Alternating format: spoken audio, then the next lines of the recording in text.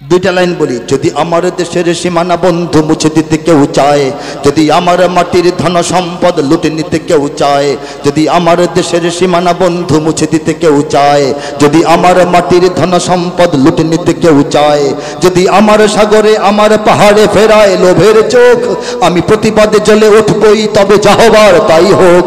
এই শান্ত সবুজ পতাকায় যদি পড়ে শকুনের থাবা, এই সুপ্ত বারুদ জাতি দিয়ে ফের খেলে যদি কেউ দাবা, কোটি মানুষের প্রাণের কুটিরে আগ্রাসনের হাত যদি কেউ বাড়ায়, তবে আবার যুদ্ধ হবে, আবার যুদ্ধ হবে, আবার যুদ্ধ হবে, আবার যুদ্ধ হবে, আবার যুদ্ধ হবে, জোরে আবার যুদ্ধ হবে, আবার যুদ্ধ হবে, আবার যুদ্ধ হবে। 2010-এ কোনো যুদ্ধ ছিল না, সম্ভাবনা ছিল না, আবহাওয়াও ছিল না, বায়ু বাতাস ছিল না, আল্লাহ গানটা লিখেছেন।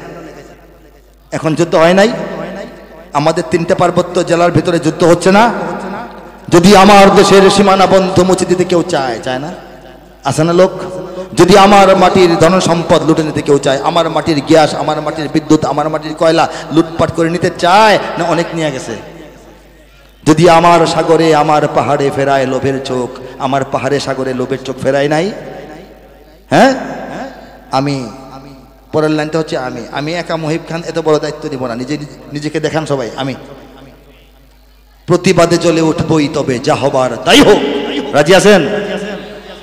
এই শান্ত সবুজ পতাকায় যদি পড়ে শকুনের থাবা, আমেরিকা, রাশিয়া, চায়না, ইন্ডিয়ার থাবা, এই সুপ্ত বারুদ জাতি নিয়ে ফের খেলে যদি কেউ দাবা, এমন জাতি প্রত্যেকের অন্তরে ইমানের বারুদ মেচের কাঠির মতো লুকিয়ে আছে, ঘষা লাগলে জ্বলবে। ঠিক না বলেন? কোটি মানুষের প্রাণের কুটিরে হিন্দু, মুসলিম, বৌদ্ধ, খ্রিস্টান, পাহাড়ি, বাঙালি সব মানুষের প্রাণের প্রিয় বাড়িঘর এই বাংলাদেশ। কোটি মানুষের প্রাণের কুটিরে আগ্রাসনের, আক্রমণের, দখলদারিত্বের হাত যদি কেউ বাড়ায়, তবে আবার যুদ্ধ হবে, আবার যুদ্ধ হবে, আবার যুদ্ধ হবে।